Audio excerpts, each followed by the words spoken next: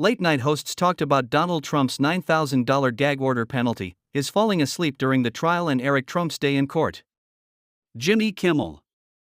As usual, Jimmy Kimmel relished all details from Donald Trump's hush money trial in New York, which resumed on Tuesday.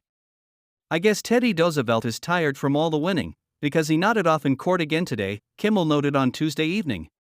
CNN reported that Trump was slumped back in his chair with his eyes closed, which is what some call sleeping, Kimmel joked. "Why is this not on TV, by the way? I want to see the drool."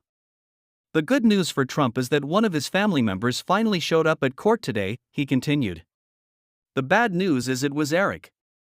Stephen Colbert, if you like puppies, you're not going to like Kristi Noem. Trump's middle son attended the trial in support of his father, which in the Trump family is as close as you get to playing catch, Kimmel quipped. If Eric was on trial, do you think Trump would be there in court for him? Best case scenario, he pulls up in a limo, yells "witch hunt" out the window and drives back home for a taco bowl. After days of warnings, the judge fined Trump $9,000 for repeatedly violating a gag order restricting public comments about the trial or its participants.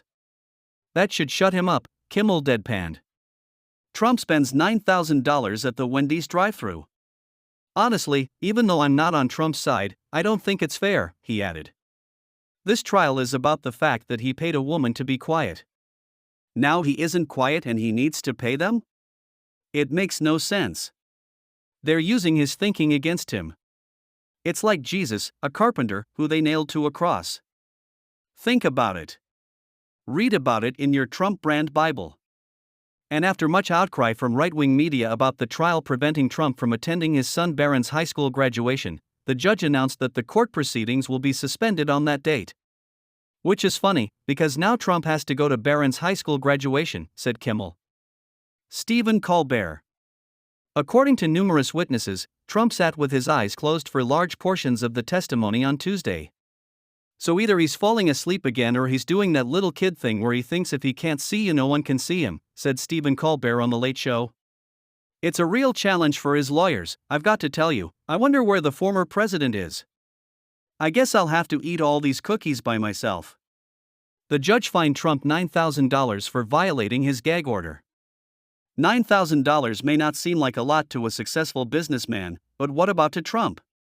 The judge also warned that if Trump continued to violate the gag order, jail may be a necessary punishment. I don't know if it's necessary for Trump, but I need it, Colbert exclaimed.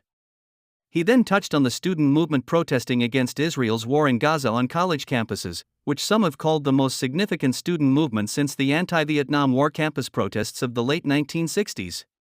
Even if you don't agree with the subject of their protests, as long as they are peaceful, students should be allowed to protest.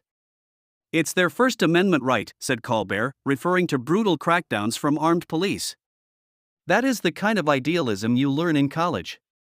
It's one of the few college lessons you can use your whole life, unlike beer funneling, which you stop being able to do around 35 when your wife catches you.